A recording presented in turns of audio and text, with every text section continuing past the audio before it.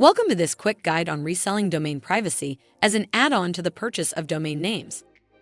In order to set up domain privacy, you'll need to first make sure that you're logged into the My20 iControl panel. Once logged in, head to the HostShop section, which can be found on the navigation bar on the left-hand side of the page. Then select the Product Catalog option. This will take you to the Product Catalog page where you will need to scroll to the Domain Name section.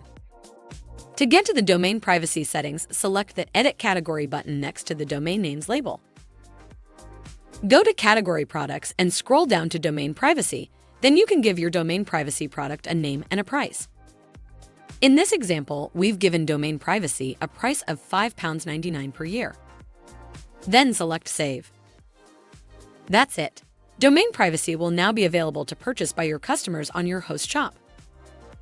For more help, check out the full documentation at docs.20i.com. Thanks for watching, and don't forget to subscribe to our YouTube channel for more helpful videos.